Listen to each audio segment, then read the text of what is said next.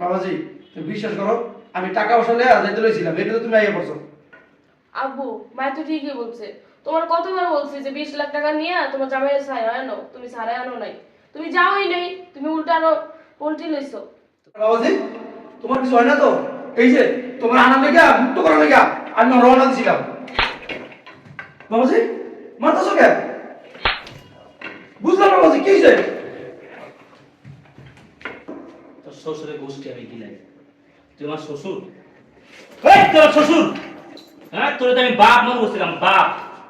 তোর আমি বাপের স্থানে বসাইছিলাম। আব্বু তুমি আইছো? জামাই বাবাজি তুমি আইছো? আইছি। আপনার সাথে পরে কথা বলতেছি।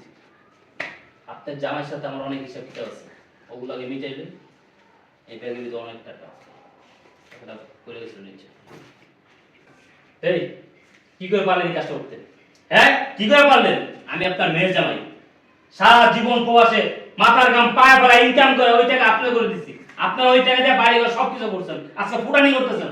অথচ সামান্য 20 লাখ টাকা, 20 লাখ টাকা থেকে কিডন্যাপাররা আমার ধরে রাখছে, আমার মাইরা ফেলাইবো। আপনার কাছে 20 লাখ টাকা মুক্তিপণ চাইছে, আপনি 20 লাখ টাকা তো দেন নেই, উল্টা ফোনটা কেটে দিচ্ছেন। কি করে পারলেন এই কাজটা করতে? বাবাজি তুমি বিশ্বাস করো, আমি টাকা পয়সা নিয়ে যাইতে লইছিলাম, এটা তো তুমি আইয়া পড়ছো। আমি ফোন দিছি সকাল 9টা বাজে, এখন বাজে বিকাল 5টা। টাকলে যাইতেছিলেন? এই আপনি সকালবেলা ফোন দিছি 9টা বাজে, এখন বাজে বিকাল 5টা, আপনি এখন টাকলে যাইতে আছেন না? হ্যাঁ, কি মনে করছেন আমার কিডন্যাপার আটকে রাখছে, ধরে রাখছে, আমার মাইরা ফেলাইবো? কিছুই করবো না, এগুলো সবকিছু নাটক ছিল, নাটক। আপনাকে শিক্ষা দেওয়ার লাগে একটা নাটক করছি আমি, এটা একটা নাটক ছিল। আর ওইটা না কিডন্যাপার ছিল না, ওইটা আমার বন্ধু ছিল। আমরা দুজনে একসাথে প্রবাসে কাজ করছি, একসাথে কাজ করছি। যখন দেশে আসছি এয়ারপোর্টে, তখন আমার বন্ধু বলতেছে, বন্ধু সারা জীবন ইনকাম করলি প্রবাসে পয়সা, এত লাখ লাখ টাকা ইনকাম করলি, সব টাকা পয়সা তোর শ্বশুর শাশুড়ি দিয়ে দিতেছ, তারা কি তোর ভালোবাসে?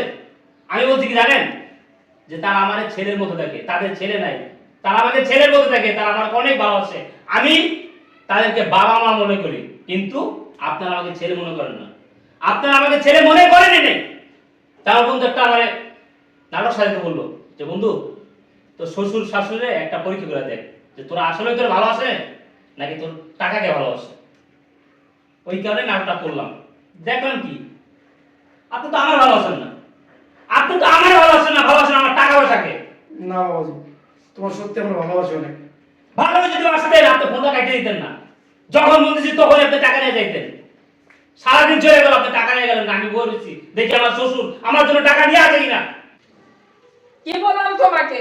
বলেছি না জামাইকে ছুটে আনো, 20 লাখ টাকা নিয়ে যাও, প্রয়োজনে বাড়ি বিক্রি করে ফেলো। তুমি আমার কথা শোনোনি না। 20 লাখ টাকা দিব, কেন জামাইকে নিয়ে আসবো? 20 লাখ টাকা দিলে জামাইকে মেরে ফেলবে, না দিলেও মেরে ফেলবে। এই টাকা আমি সুদ খাবো। এখন সুদ ভালো করে খাও। আব্বু মা তো ঠিকই বলছে। তোমার কতবার বলছি যে 20 লাখ টাকা নিয়ে তোমার জামাইয়ের ছায়া আনো, তুমি ছাড়াই আনো নাই। তুমি যাওই নাই, তুমি উল্টা আরো পোল্ট্রি লইছো। তো তোমার পোল্ট্রি মানে কি করবো? তো বাপের একটা পোল্ট্রি বাস, একটা পোল্ট্রি বাস, যদি পোল্ট্রি বাস না হইতো তাহলে এই কাজটা করতো? তোমার কিছু ভালো লাগবে না আম্মা, আপনার আর কিছু ভালো লাগবে না, আমার যা বোঝার আমি বুঝে গেছি। এই আপনি আমার শ্বশুর, তাই অন্যদিকে আর গেলাম না। আপনি এখন নেই মুহূর্তে আমার এই বাসা থেকে বাইরে হয়ে যান, বেরোন। বাবাজি কই যাবো এই বুড়ো বয়সে কম? আপনি কই যাবেন এটা কি আমি কই দেবো? জাহান্নামে যাবেন, জাহান্নামে। শুনো, তোমার এটাই প্রাপ্য ছিল, কারণ তুমি অনেক লোভ করেছো। তোমার লোভে আজকে তোমার মেয়ের জামাই তোমাকে ঘর থেকে বের করে দিচ্ছে। এখন চলো শেষ বয়সে দুইজন মানুষের কাছ থেকে চাইয়া চাইয়া ভিক্ষা করে খাই।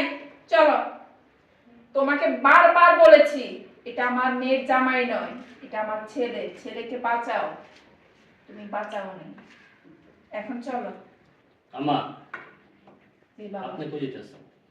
এই যে তোমার লোভী শ্বশুরকে নিয়ে বের হয়ে যাচ্ছি। আমি তো আপনাকে যাইতে বলিনি, আপনি তো কোনো অন্যায় করেননি, আপনি তো কোনো অপরাধ করেননি। আপনি আমার ছেলের মতো দেখছেন, এখন ছেলের মতো দেখতেছেন, আমি আপনার কোনো ভুল দেখতেছি না। কিন্তু ভুল করছে এই আপনার স্বামী, একটা ভণ্ড প্রতারক, উনি সমাজে পোল্ট্রি নিয়ে নেয়। আমি ওনারা যেতে বলছি, আপনাকে না, আপনি থাকবেন, আসলে আপনি বেরো যান। বাবা, আমি তো ওর স্ত্রী, ওকে আমি একা কিভাবে ছেড়ে দিই? তাই স্ত্রী হয়ে তো পাশে থাকা আমার দায়িত্ব। আম্মা, আপনি কার জন্য কানাড়ি করতেছেন? কার জন্য মারা গেছে? কার জন্য চালাই গেছে? উনি তো মানুষ না। তার জন্য কেন আপনার নিজের জীবন নষ্ট করবেন?